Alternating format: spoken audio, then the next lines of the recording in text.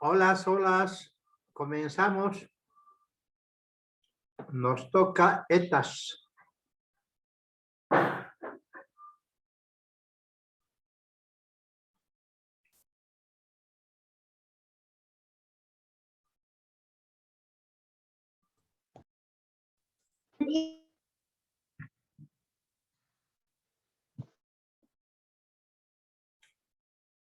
¿Dónde están las ETAS?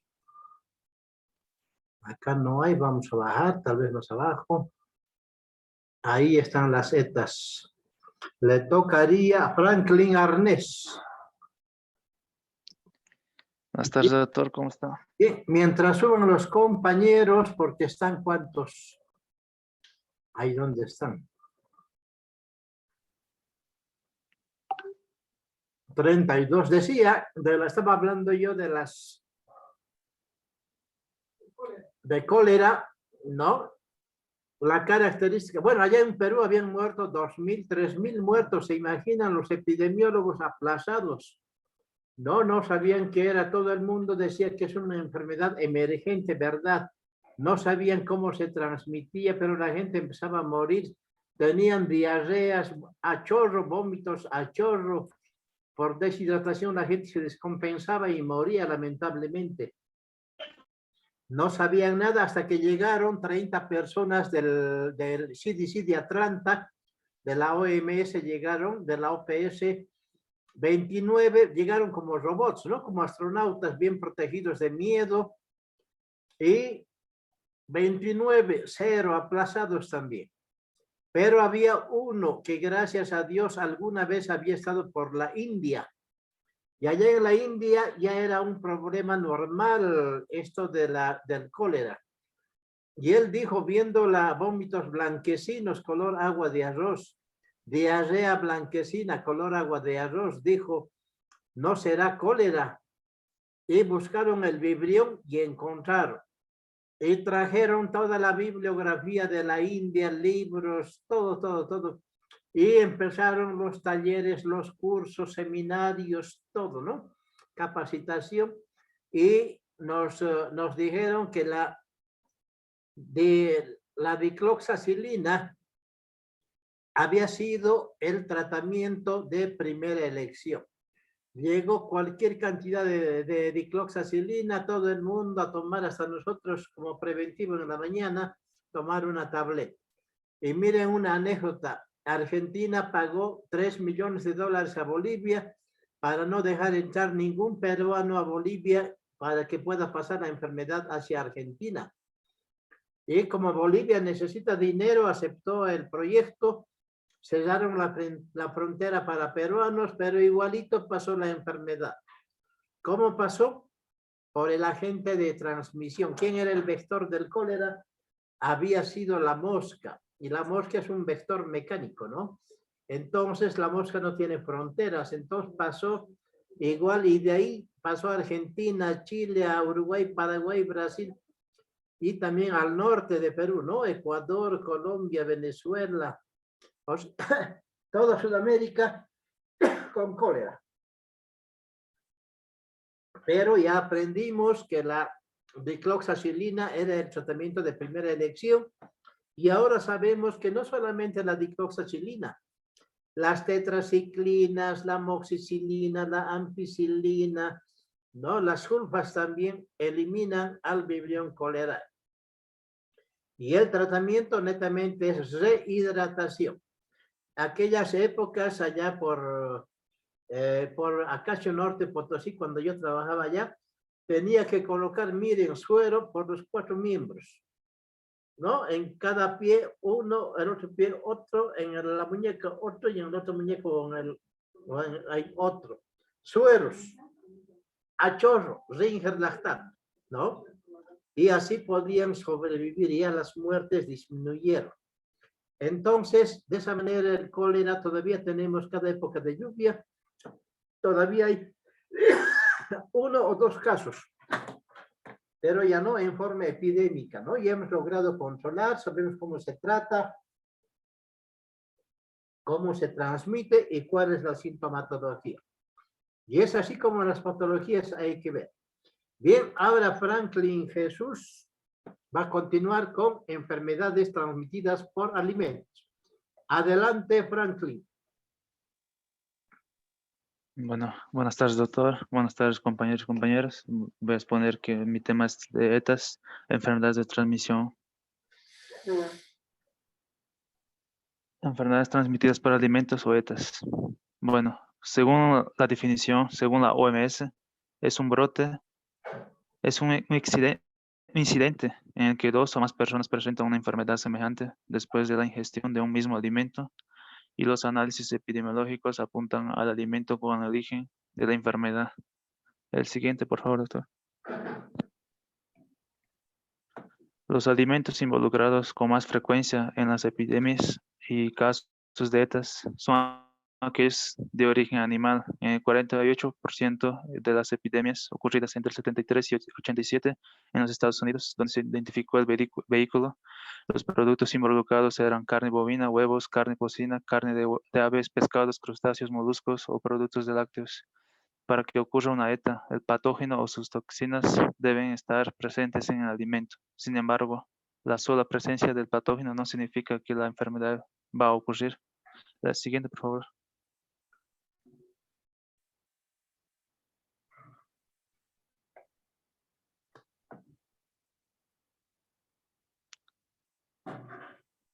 Bueno, el patógeno debe estar presente en cantidades suficientes como para causar una infección o para producir toxinas.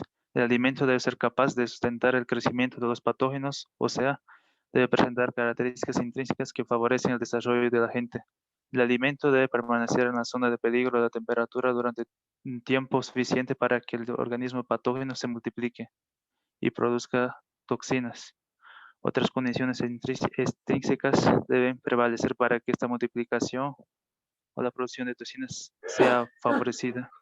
Debe ingerirse una cantidad o una porción, ¿verdad? Suficiente del alimento que contiene el agente para que la barrera de susceptibilidad del individuo sea sobrepasada. La siguiente, por favor.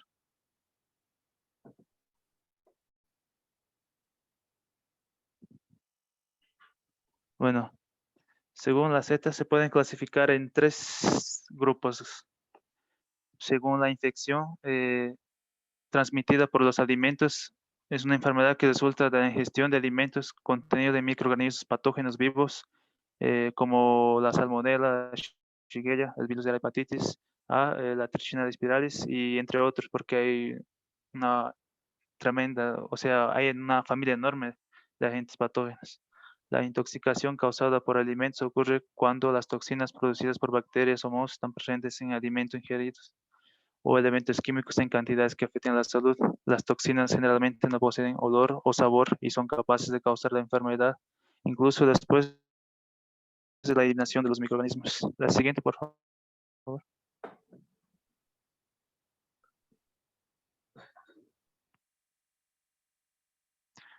Es importante conocer y observar estrictamente los principios de higiene y sanidad. Estos están sujetos a las leyes sanitarias, por lo cual los manipuladores tendrán la obligación legal y ética de someterse a ellas. La siguiente, por favor.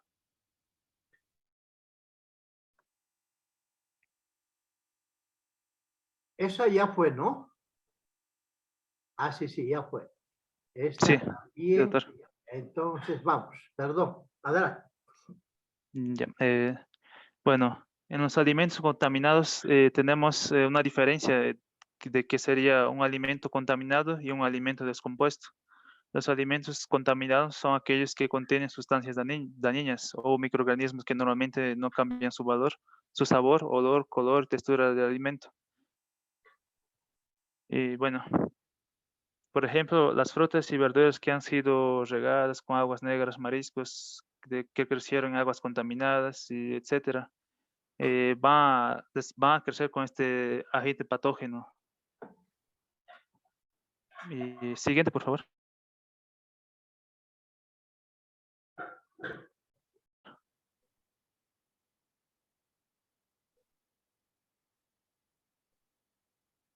Y bueno, los alimentos descompuestos son aquellos alimentos que son fáciles de detectar, ah, principalmente por su apariencia. y pueden identificarse también por el olfato y por el gusto. Por ejemplo, tenemos aquí unas imágenes como el tomate, la manzana y entre otros. El siguiente, por favor.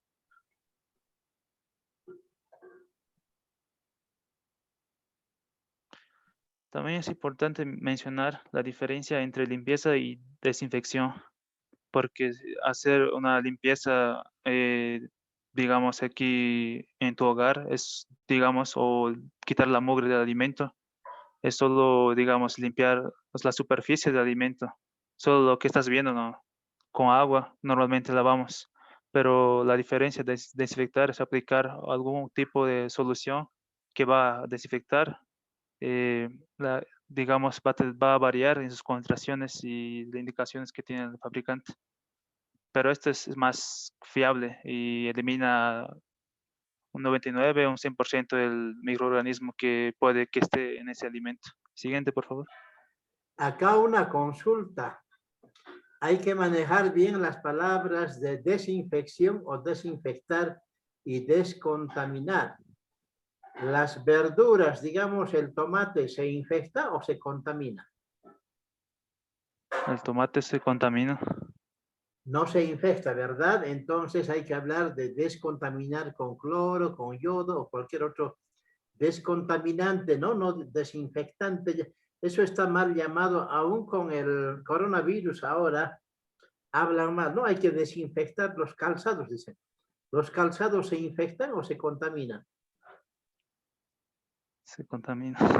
Se contaminan, ¿no? Entonces hay que hablar de descontaminar, no de desinfectar los calzados. En el pediluvio, ¿no? Por ejemplo, hay esos términos que no se está manejando bien. Bien, continuamos con esa aclaración.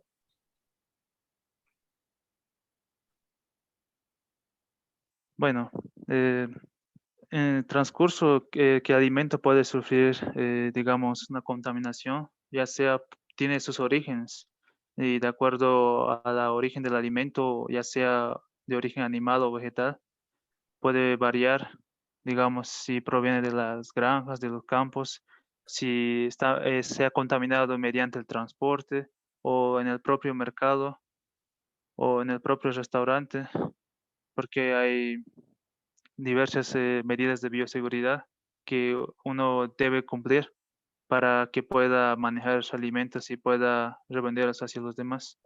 Siguiente, por favor.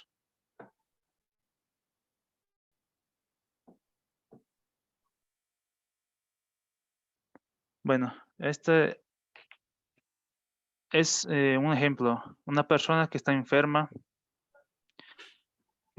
puede, digamos, está enferma, ¿no? Y va a ir a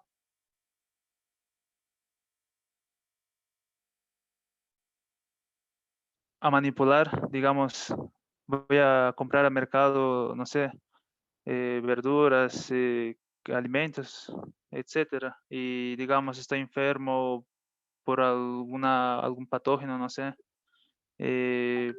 Cuando paso a comprobar la apariencia del producto, ahí en ese momento puedo contaminar el alimento, pero esa sería una forma también. También hay otras formas que en nuestro medio también es común, que son las aguas contaminadas, el, que se llama de la alcantarilla, que se llama, Aguas hervidas. sí. Aguas hervidas o aguas negras también lo dicen. Adelante. Y también aparte de las plagas, los agentes patógenos que siempre están en nuestro entorno. El siguiente, doctor.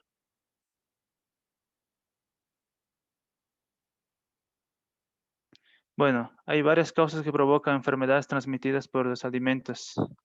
Una de ellas es la higiene personal, que en muchos casos de algunas personas es deficiente. Bueno, como siempre dijo el doctor, el hombre siempre es el portador de enfermedades y el transmisor. En este caso,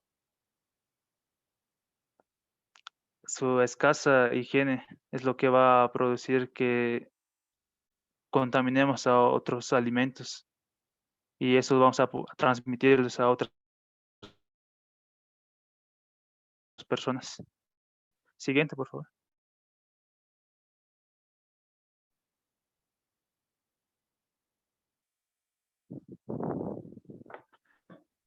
Bueno, hay varias causas que provocan enfermedades transmitidas por alimentos. Una de ellas también podría ser la contaminación cruzada. Es originada por la transmisión de microbios de los alimentos crudos a los cocidos o que no requieren una cocción posterior a través de manos, trapos, equipos, utensilios o superficies de trabajo. Evita esta contaminación mediante la limpieza, desinfección de equipo y utensilios, así como el lavado de manos. Siguiente, por favor.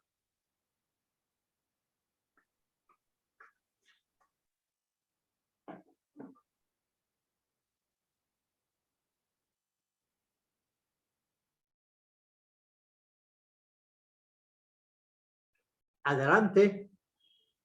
Bueno, que esta puede ocasionar por usar utensilios contaminados durante la preparación y el servicio de los alimentos. Por esto, debes evitar el contacto directo de tus manos con los alimentos. Siguiente, doctor.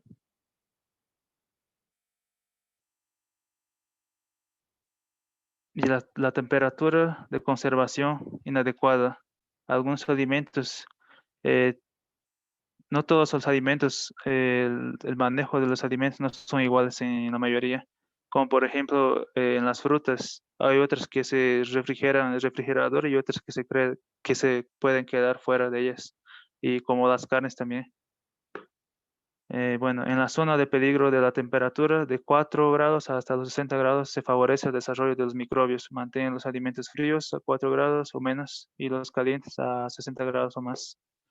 Siguiente, por favor.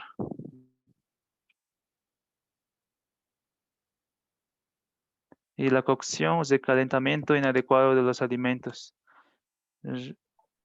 Para preparar los alimentos, una forma segura es para cocinar aves, carnes rellenas, platillos, etcétera. Por lo mínimo hay que hervirlos por lo menos por 74 grados, al menos 15 segundos. La carne de cerdo, la carne de res molida en cuanto a al menos 69 grados centígrados y así, etcétera. El siguiente, doctor.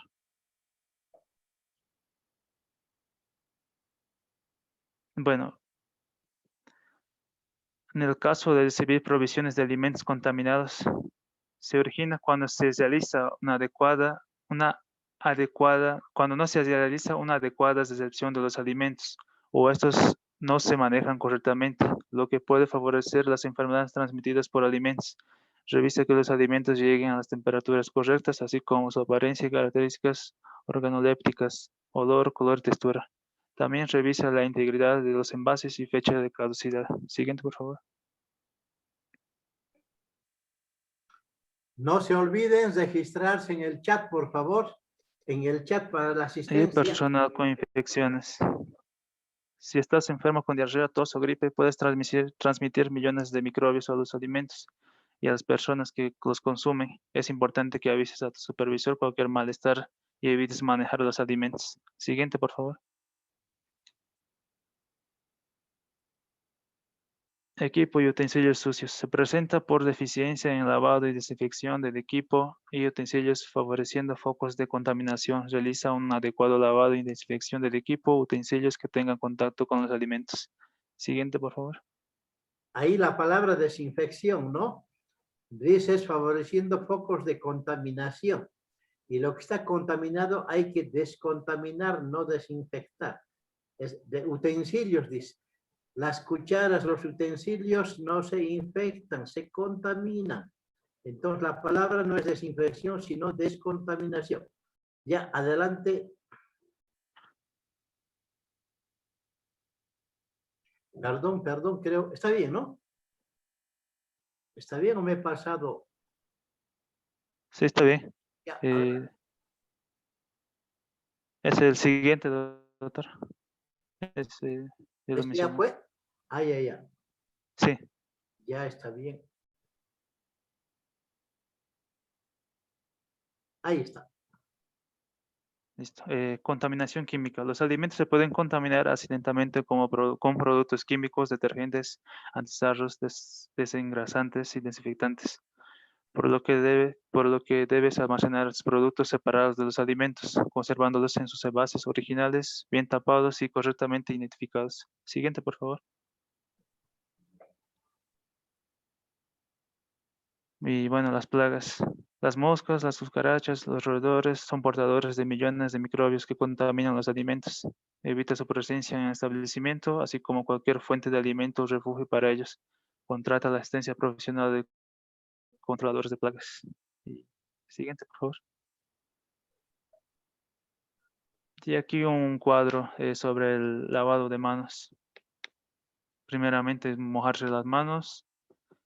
O también hay otros que podemos sacar una toalla y abrir lo que es la pileta, soltar el agua, aplicar el jabón y luego nos cepillamos si hay un cepillo, los dedos, las uñas y hasta los codos también. Y luego enjuagarse las manos y los codos y luego con la misma toalla le podemos cerrar la pileta. Y el siguiente, doctor.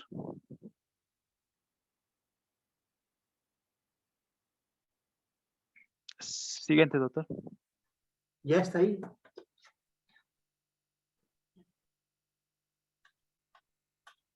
Sí, es lo mismo, doctor. La diferencia que... Ya, está bien, está bien. Ahí está.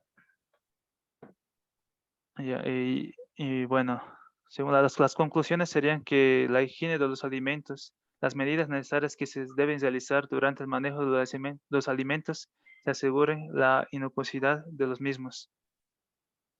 Y inocuo es aquello que no causa daño a la salud, manejo de los alimentos, el conjunto de procesos realizados desde la recepción hasta el servicio comercial, organoléptico, la percepción del olor, color, textura, apariencia, sanidad, conjunto de servicios para preservar la salud pública. Y bueno, esto, la siguiente, doctor. Eso sería todo, doctor. Gracias. ¿Por qué pusiste esta foto? Arigato Eso es, gozaimasu, dice. Tu eso es, tema, muchas gracias a todos. tu tema En era japonés. ETAS, ¿no? Sí, estas. ¿Qué tiene que ver enfermedades transmitidas por alimentos con este personaje? Ah, no solo la frase nomás, doctor. Muchas gracias en ¿Qué japonés. significa la frase? Muchas Arigato. gracias Ah, a muchas todos. gracias. Ah, ya, ya. A ver, somos tan ignorantes que no conocemos el mandarín. Ya, pasamos. Tiene 100, Franklin. Pasamos a Berta Bernaldo con teniasis. ¿Dónde está teniasis? Teniasis, ¿dónde está? Hoy no está aquí. Debe estar más abajo. Vamos a bajar. Teniasis.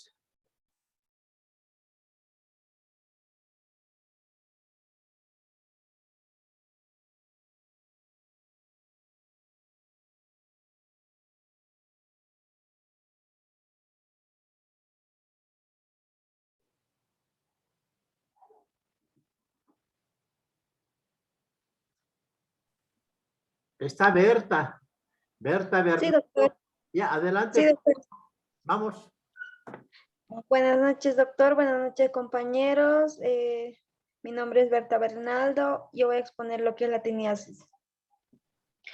La teniasis, tanto como la Taenia solium o Taenia saginata, son parásitos que pertenecen al filum Platelminthus. Por tanto, tiene una forma aplanada y a la clase de Cestoda. Como definición, la teniasis es una enfermedad parasitaria intestinal causada por las formas adultas de céstodos del género Taenia. En el ser humano, la teniasis es producida por la Taenia saginata y Taenia solium. En la Taenia solium se caracteriza por tener un escoles con 4 ventosas y un rastelo con una corona doble de gancho. Los proclótidos generalmente tienen menos de 12 ramas uterinas en cada lado, mientras que la Taenia saginata tiene un escoles con 4 ventosas, no tiene rostelo ni gancho. Las proclótidas que tiene la Taenia saginata suelen ser más de 12 ramas uterinas. Siguiente, doctor, por favor.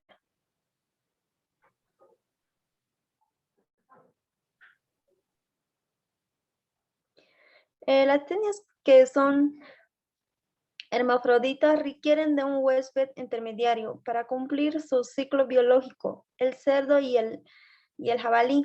Y en el caso de la tenia solium y en el ganado vacuno para la tenia saginata. El ser humano puede ser también hospedadero accidental de metacéstodo, es decir, la forma larvaria y el intermediario de tenia solium es cuyo caso se desarrolla en las enfermedades conocidas como cisticercosis.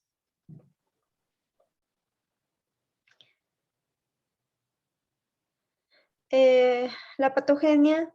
El parásito se fija en las mucosas del intestino delgado por medio de las ventosas que tiene la tenia saginata y la tenia solium por los ganchos que posee. Al ser ingerido a través de la carne de cerdo contaminado por la acción de los jugos digestivos, se disuelve la cubierta y se libera el escoles, que se fija en la pared intestinal y a partir de ahí se desarrolla el individuo adulto en el intestino de la persona afectada en el lapso de 50 días. Debido al gran tamaño de estos cestodos en la fase adulta, miden de 5 centímetros hasta 10 metros, produciendo alteraciones en la función normal del intestino.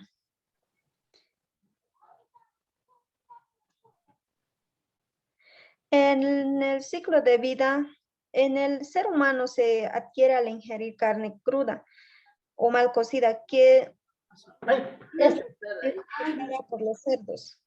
Mientras en tenia solium, lo que es el huéspedero intermediario es el cerdo y el cisticerco. Y también suelen ser ovaladas. Mientras en la tenia saginata, el huéspedero intermediario es la vaca. La tenia saginata no produce cisticercosis. Siguiente, doctor, por favor.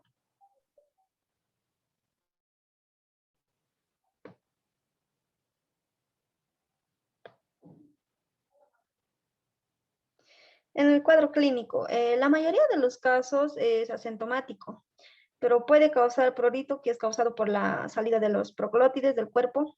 Este tipo de síntomas más que todo se da en la tenia saginata. En el periodo de la incubación es de 2 a 3 meses y por lo general no causa grandes alteraciones patológicas. En la anatomía del afectado, quienes pueden albergar al parásito por varios años sin presentar ningún síntoma.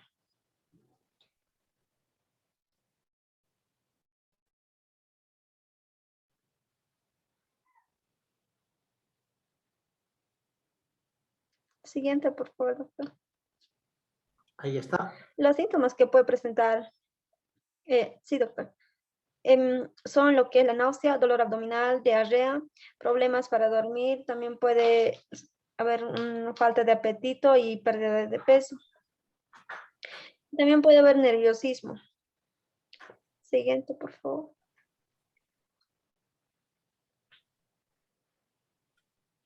La mayoría de las personas con teniasis no tienen síntomas, o estos son leves. La presencia con teniasis por tenia saginata o a menudo puede presentar más síntomas que la tenia solium, porque el parásito de tenia saginata es de mayor tamaño, hasta 10 metros, y mientras que el tenia solium suele ser generalmente entre 3 metros hasta 5 metros.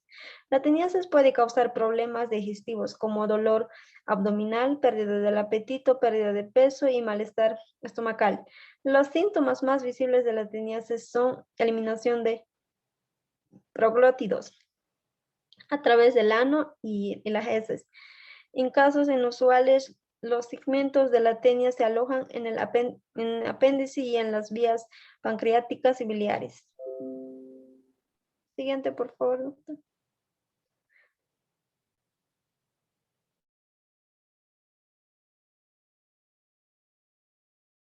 Adelante. En el diagnóstico, las muestras fecales también en pacientes que han defecado segmentos de tenia. Las muestras deben recolectarse entre 3 días distintos para que el laboratorio examine en el microscopio si contiene huevos de tenia. Los huevos de tenia se pueden detectar en las heces de 2 a 3 meses después de que haya comenzado infección. Los huevos de Taenia solium también pueden infectar a las personas y causar cisticercosis. Es importante diagnosticar y tratar todos los casos de teniasis.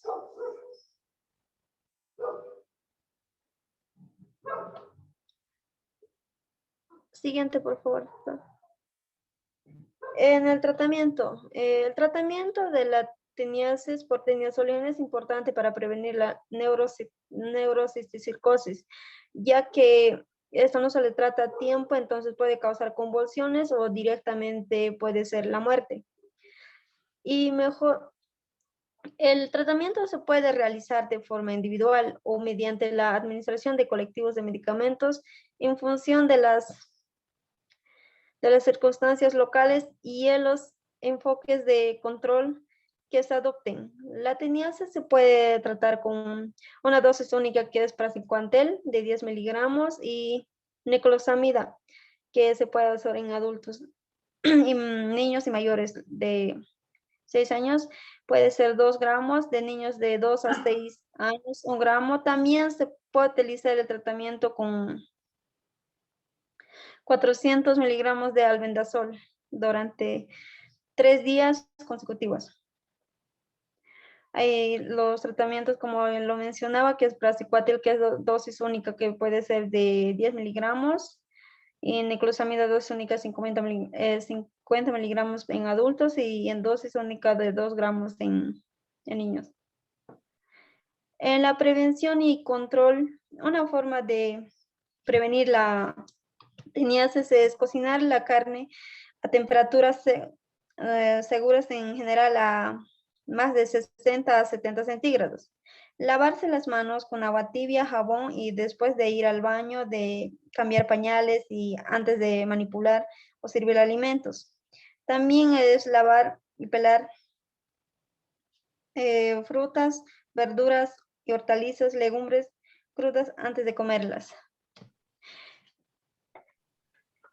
Bien, se agradece. Solo recordar que la carne cruda de cerdo o de vaca puede tener este tipo de tenias, ¿no? La solium o la saginata. Hay que tener mucho cuidado. El tiempo se nos va. Vamos a terminar con hepatitis tipo A. ¿Dónde está hepatitis tipo A? No está aquí, debe estar arriba. Epidemio, uy.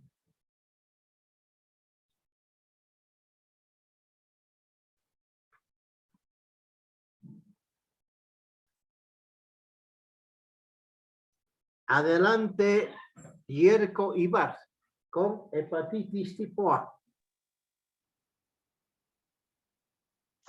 Ya, buenas tardes, doctor. Buenas tardes, compañeros. Yo les voy a presentar lo que es hepatitis A. La epidemiología es una enfermedad infecciosa transmitible, específicamente humana y de transmisión entérica. El agente etiológico del virus de la hepatitis A, que pertenece a los piconavirus, es un virus con alta resistencia a los agentes externos, lo que permite su supervivencia en el medio externo y facilita su difusión ambiental. Clínicamente existen 2 formas, que es la que aparece en los niños y la que les da a los adultos. La que le aparece a los niños generalmente es asintomática y clínica general y de fiebre leve.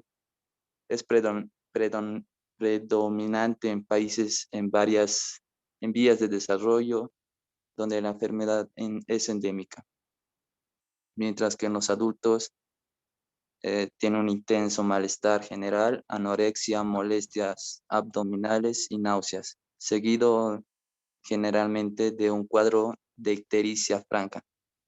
En adultos puede producir una hepatitis fulminante con alta letalidad, pero poco frecuente.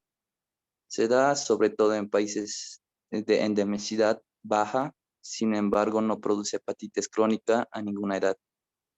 Siguiente, por favor. Epidemiológicamente existen 3 patrones distintos en esta enfermedad. El patrón A es típico de países subdesarrollados en los que la exposición al virus se produce a edades muy tempranas, por lo que prácticamente toda la población presenta anticuerpos protectores anti-VIH. El patrón B se presenta en muchos países desarrollados y se caracteriza por un aumento del número de personas con anticuerpos a medida que va aumentando la edad de los individuos. El patrón C se detecta en los países más desarrollados, en los que no existe prácticamente exposición infinital y por ello hasta los 30-40 no aparece el aumento del número de personas con anticuerpos anti-VIH. El reservorio y la fuente de infección son los seres humanos enfermos, no existiendo portadores crónicos del virus. Siguiente, por favor. El periodo de incubación oscila de 15 a 50 días con un promedio de un mes. La transmisibilidad se inicia desde la mitad del periodo de incubación hasta una semana después de aparecer la ictericia. La susceptibilidad es generalmente para todos los individuos no inmunizados, especialmente en las edades comprometidas entre 5 y 15 años. Vamos La a acelerar un transmisión. poquito, tenemos 2 minutos, 3 minutos. Adelante. Top. Vamos a acelerar Ya. un poquito. La forma más frecuente es la fecal y oral de persona a persona. En los niños es muy frecuente, ya sea en ambiente familiar o en las guarderías. También en la transmisión por lavados. La vigilancia y control deben incluir el proporcionar agua potable y la investigación de fondos marinos, el control de incidencia de enfermedad, la determinación de causas de la infección. La vacuna, recibir contra la hepatitis A o una inyección de inmunoglobulina.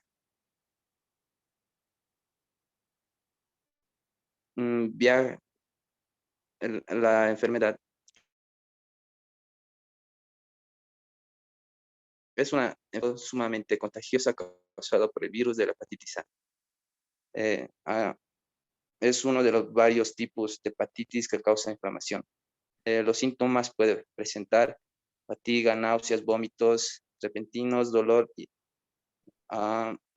pérdida de apetito, poca fiebre, dolor ocular, picazón intensa. Y ya está.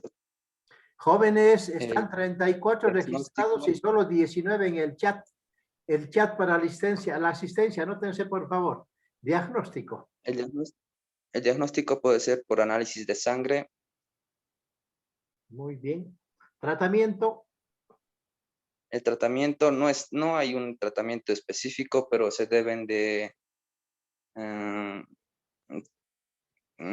reducir los síntomas, que sería descansando y controlando las náuseas. Y por último, la prevención. Ya está. Sí. No quiere, ya, ahí estamos. La prevención sería la vacuna contra la hepatitis A, puede prevenir la infección con el virus. Sí. Y esta última recomendación general. Sería que personas que trabajan o viajan a lugares del mundo donde